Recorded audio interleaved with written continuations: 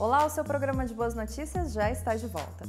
E no final do ano passado, o Papa Francisco deu uma declaração polêmica sobre a criação. O líder católico afirmou que Deus não agiu como um mago para criar as coisas. Portanto, a evolução da natureza aconteceu mesmo em milhões de anos. Será que foi mesmo assim? Michelson Borges, autor do blog Criacionismo, explica pra gente.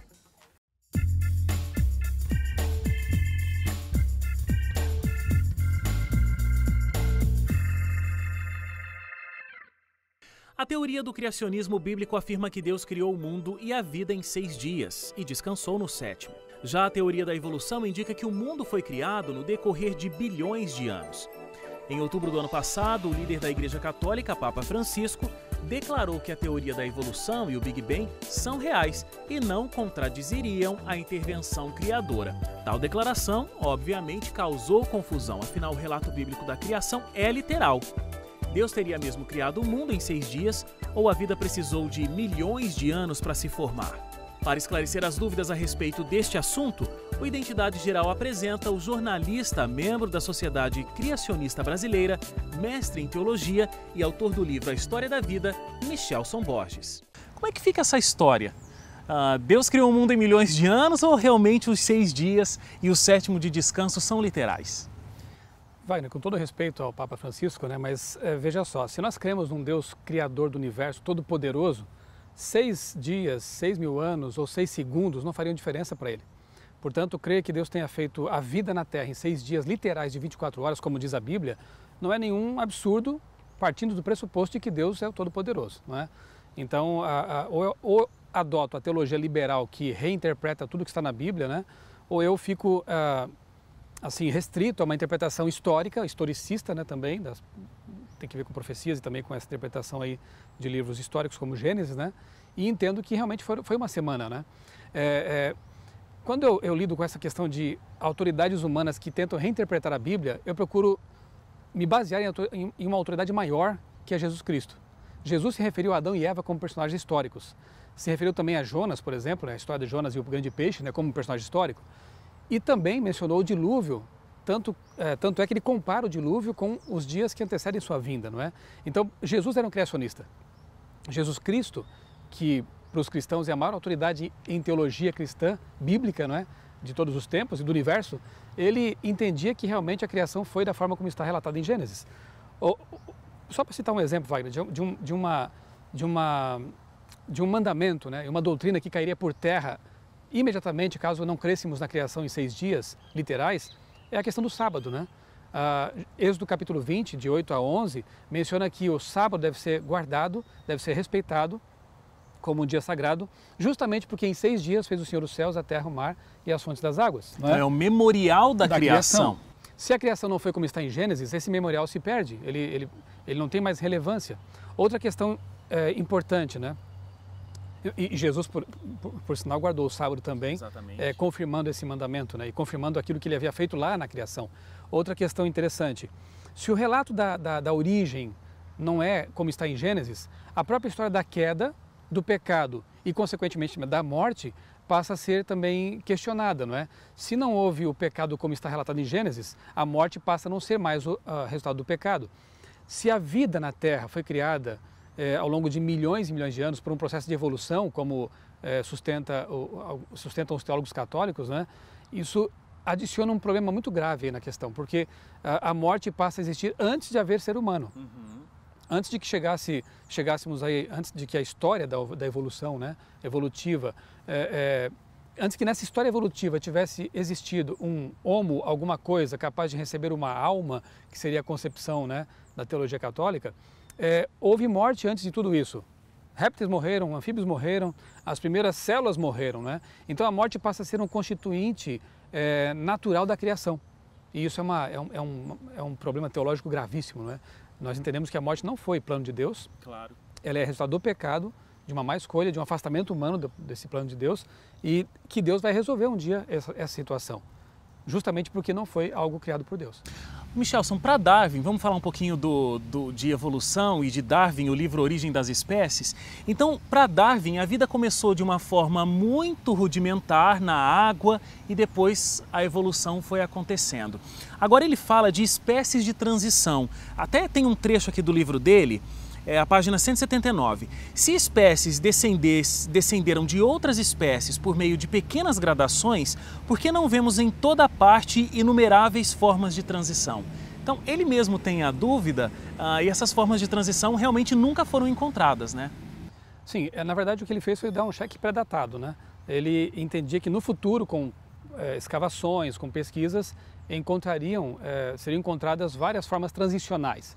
O fato é que já estamos no século XXI, né? Muitas escavações foram feitas, muitas construções, abertura de estradas e de fato foram encontrados fósseis, muitos, milhões de fósseis por aí mundo afora, né? Inclusive dos famosos dinossauros, cuja presença está distribuída por todos os continentes. Agora o que se percebe, Wagner, é que quando você vai ao registro fóssil, você percebe justamente a identificação muito clara dos animais. Ali você tem um anfíbio, aqui você tem um peixe, aqui você tem um réptil, não é, um mamífero, e realmente não existem as muitas e muitas gradações que, segundo a teoria de Darwin, né, deveria existir. Elas não estão lá presentes, né? Você deveria encontrar pelo menos animais que fossem meio isso, meio aquilo, ou 10% disso, 90% daquilo, 20% disso, 80% daquilo, numa gradação bem contínua. Isso não existe. Você encontra lacunas, né, no registro fóssil. Então, realmente, esse cheque não foi descontado ainda. Ainda não? Não.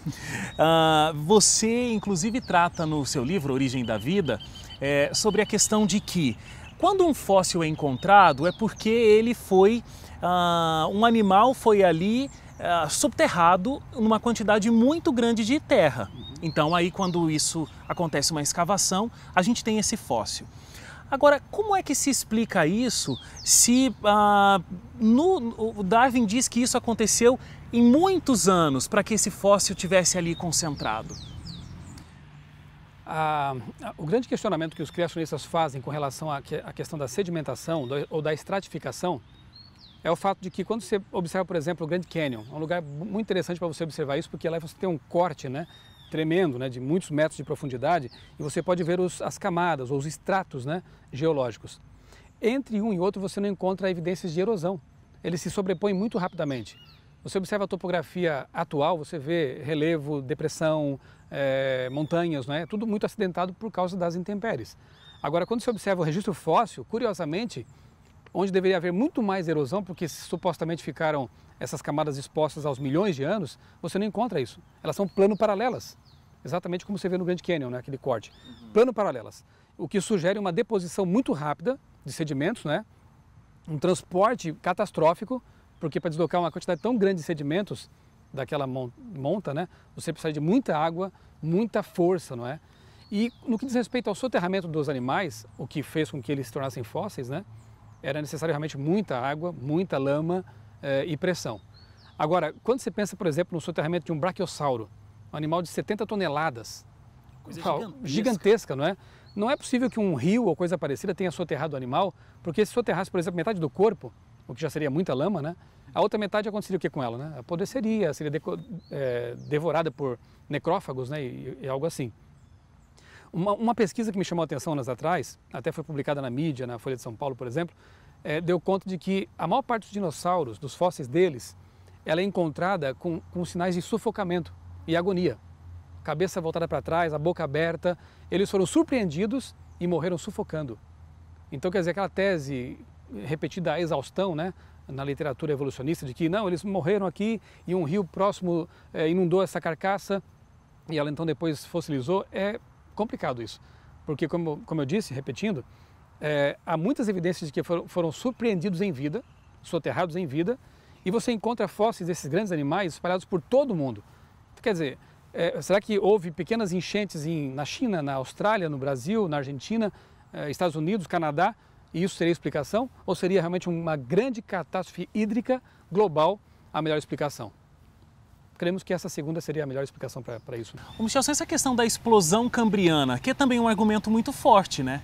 Sem dúvida. Voltando à coluna geológica, a primeira camada ali, não seria a primeira, você tem o pré-cambriano também, mas a primeira camada em que a vida explode, tanto que alguns chamam de Big Bang da vida, né? Ela é muito interessante, porque você já encontra, de repente, como se a vida pipocasse naquele extrato, praticamente todos os grandes filos, né, representativos dos animais que temos hoje, né? Você encontra lá, inclusive, animais muito complexos, como o trilobita, por exemplo, que se supõe estar extinto, né, hoje. Seria um artrópode marinho, fossilizado ali embaixo, há supostamente 500 e tantos milhões de anos, e que, no entanto, já tem bilhões de células, olhos ultra complexos de cristais de calcita, tinha um corpo segmentado, ou seja, um animal muito complexo que jamais poderia simplesmente passar a existir do nada ali nessa camada. Por que do nada? Porque abaixo dele você não encontra ancestrais válidos. Você encontra animais ali unicelulares, alguns de corpo mole, mas nada que pudesse ser uma forma transicional anterior ao trilobita. Então essa explosão da vida subitamente no registro fóssil, no chamado período cambriano, ela é uma tremenda pedra no sapato da teoria da evolução, dos evolucionistas, porque não há uma explicação coerente, né, para esse surgimento repentino da vida ali.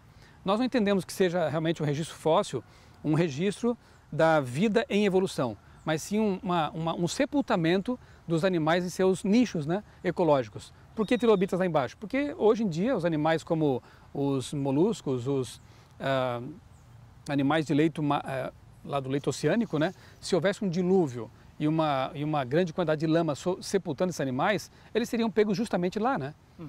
Mas acima você teria então animais um pouco mais, com maior mobilidade, que poderiam fugir, quem sabe, dessa catástrofe com uma certa rapidez, e no topo os animais mais complexos, mais rápidos, mais inteligentes.